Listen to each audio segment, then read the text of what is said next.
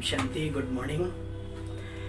बाबा उन आत्माओं को भी विशेष ध्यान रखते हैं जो बाद में यज्ञ में आए और आगे जाना चाहते हैं। उनके लिए भी बहुत अच्छी अच्छी टेक्निक सिखाते हैं बाबा। काश वो सीख लें, और सीखने वाले सीखते हैं तभी तो लास्ट सो फास्ट और फास्ट सो फर्स्ट पहुंच जाते हैं। तो बाबा ने आज विशेष उन आत्माओं के लिए संबोधन किया। मीठे बच्चे, देरी से आते हुए तेज पुरुषार्थ करो तो बच्चे बहुत आगे जा सकते हो। दूसरों की चिंता छोड़ अपने पुरुषार्थ में लग जाओ। प्रश्न, कौन सा कर्तव्य एक बाप का है जो कोई मनुष्य का नहीं हो सकता? उत्तर, मनुष्य को देवता बनाना, उसे शांति धाम सुख धाम का मालिक बना देना, यह कर्तव्य एक बाप का ही है जो कोई और मनुष्य नहीं कर सकता। तुम्हें बच्चे निश्चय है, संगम पर ही हम भगवान वाच सुनते हैं। पूरे कल्प में शिव बाबा टीचर बन के नहीं आएगा सिवाय संगम के। अभी स्वयं भगवान कल्प पहले मुआफिक राजयोग सिखला रहे हैं। अच्छा, ओम शांति। रूहानी बेहद का बाप बेहद के रूहानी बच्चों को समझाते, मीठे मीठे बच्चे, यह बाप के द्वारा दिया हुआ ज्ञान रत्न, एक एक रतन लाखों रुपयों का है। 1 लाख का नहीं, लाखों। बाप ने समझाया है परमात्मा को रूप बसंत भी कहते हैं। अब तुम बच्चे जानते हो तुम्हें भी रूप बसंत बनना है। धीरे धीरे तुम्हारी भी वृद्धि होती जाएगी। करोड़ों मनुष्य आकर के कुछ न कुछ बाप से सुनेंगे, समझेंगे जरूर। धीरे धीरे वृद्धि होती, सब तरफ तुमको जाकर के समझाना होता है।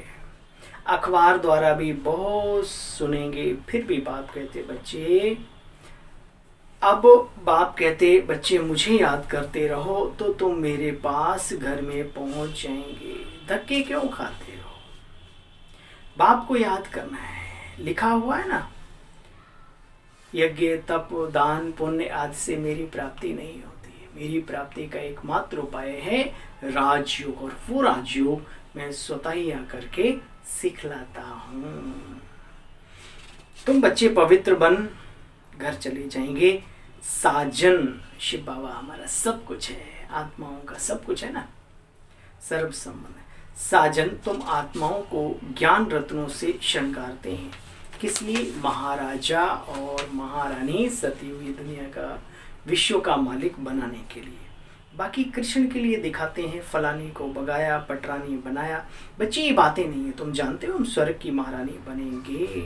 गीत तो सुन लेते हैं स्वर्ग की महारानी, लेकिन उनके जैसे बनना और सारे गुणों को धारण करना, महाराजा के गुण क्या होते हैं, महारानी की क्या क्वालिटी होती है, वो सारा अंदर में लाना। तो बच्चे ही स्वर्गवासी थे ना, अभी फिर से बाप तुम बच्चों को बनाने के लिए आए हैं। माया के तूफान भी बच्चे बहुत आएंगे। ठीक बात है, माया के तूफान भी बच्चे बहुत आएंगे। ऊना रखना चाहिए, कैसे भी करके बाप को याद करना है। अपने आप से हारना नहीं है। बाबा कहते हैं दुनिया कुछ भी हो, जो अपने आप से ना हारे जीत हो ही पाता है। बाबा कहते हैं देखो, हार नहीं खाना है। भल कोई कुछ भी करे, विकारों के बस, लोभ बस, मान सम्मान की प्राप्ति के वश मनुष्य आत्माएं भगवान को भी लात मारने में देर नहीं करती। ना उन्हें मान सम्मान मिलता है, ना ईश्वरीय उपलब्धियां प्राप्त होती हैं। इसलिए बाबा कहते हैं बच्चे, बाप को याद करना है। माया के तूफान बहुत आएंगे, परंतु हार नहीं खाना। भल कोई कुछ भी बोले, तुम जानते हो ना, सन्यासी कहते हैं मुख में मोहलरा डाल लो तो वो बोल बोल कर चुप हो जाएगा। बाप कहते तुम भी शांत हो जाओ कभी, अगर ऐसा हो तो बाबा को याद करो। आजकल दुनिया में कितने भगवान बन गए हैं, नाम देखो कैसे कैसे रखते हैं, है ना। ईश्वरीय जो टाइटल हैं वो अपने ऊपर रख लेते हैं। आजकल देखो मनुष्य गीता आदि कितना कंठ कर लेते हैं, नटशेल में अर्थ समझा सकते हैं। बाप कहते बच्चे, मन मना भाव अपने को आत्मा समझ मुझे याद करो बस। ज्ञान मार्ग में कितनी खुशी होती है, कितनी अच्छी अच्छी बातें बाप तुम बच्चों को समझाते हैं। फिर कहते हैं बाप और वर्ष्य को याद करो। अभी बाबा आया हुआ है, हम इस पुरानी दुनिया से गए कि गए। जब आधे पैर कब्र में हो तब तो बुद्धि ठिकाने लगी जानी चाहिए। सारी दुनियावी बातों को छोड़ के बस अपनी मस्ती में मस्त रहना चाहिए। लेकिन वाहरे कलयुग, वाहरे माया का 60 साल में भी सठ आता है इंसान, ये आप सब हम महसूस करते हैं।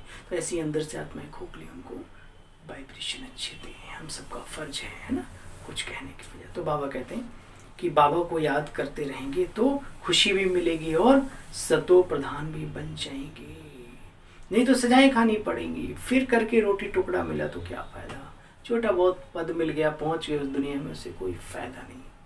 जितना हो सके अपना पुरुषार्थ जरूर करना है, अर्थात श्रीमत पर बाप की जरूर चलना है, राय लेना है। कल भी बाबा ने कहा था कईयों को धंधे में झूठ, वास्तव में झूठ नहीं होता, वो तो युक्ति से आगे बढ़ने का, हाँ बहुत ज़्यादा शोषण करना वो फिर नुकसानदायक है।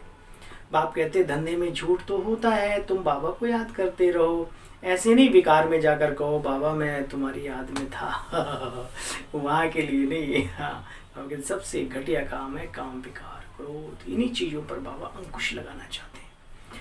विकार में गए तो फिर ये मरे। बाप के साथ प्रतिज्ञा की है ना, पवित्रता के लिए ही राखी बांधी जाती है। तो बच्चे तुम्हें अंदर में बहुत बहुत बहुत खुशी होनी चाहिए, हमें बाबा सिखा रहे हैं, पढ़ा रहे हैं, अपने साथ ले जाने।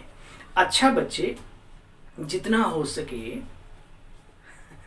ये उनके लिए है जो कहते हैं अच्छा बाबा जितना मर्जी पद दे देना कोई बात नहीं, कम भी चलेगा। अच्छा उनके लिए बहुत अच्छी पॉइंट है, सुनो। और जो राजा बनना चाहते हैं वो जितना हो सके नहीं, पूरा 120 नाखूनों का जोर लगा, 100% पूरी ताकत लगाते हैं। अच्छा भाई उनकी भी पॉइंट सुनो। तो बाबा ने कहा जितना हो सके सवेरे सवेरे उठकर बाप को याद करना है, अर्थात कमाई करना है।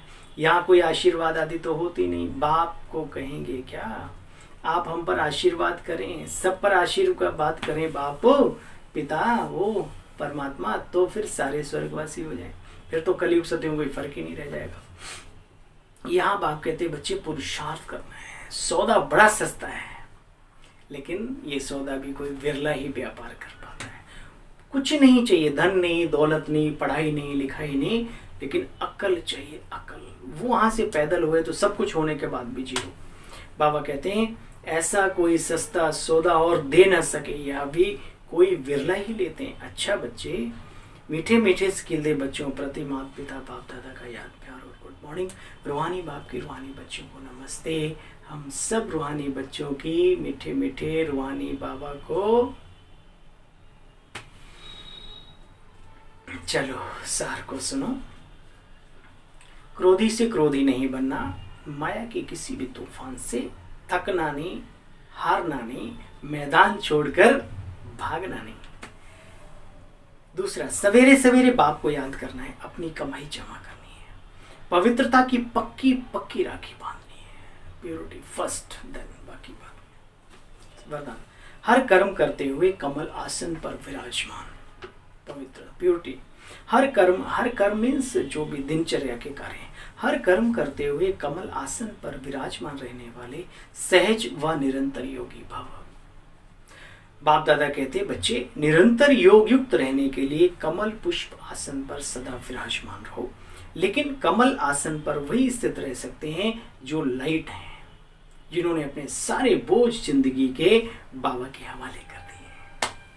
किसी भी प्रकार का बोझ अर्थात मन का बंधन भी ना हो। मन के संकल्पों का बोझ, संस्कारों का बोझ, दुनिया के विनाशी चीजों की आकर्षण का बोझ, लौकिक संबंधियों की ममता का बोझ, जब यह सब बोझ समाप्त हो तब कमल आसन पर विराजमान हो निरंतर योगी बन सकेंगे। आज का स्लोगन है सहनशीलता का गुण धारण कर लो तो असत्यता का सहारा नहीं लेना पड़ेगा। ओम शांति। सभी बाबा के विशेष रूहानी नूरे रत्नों को विशेष गुड मॉर्निंग भाई।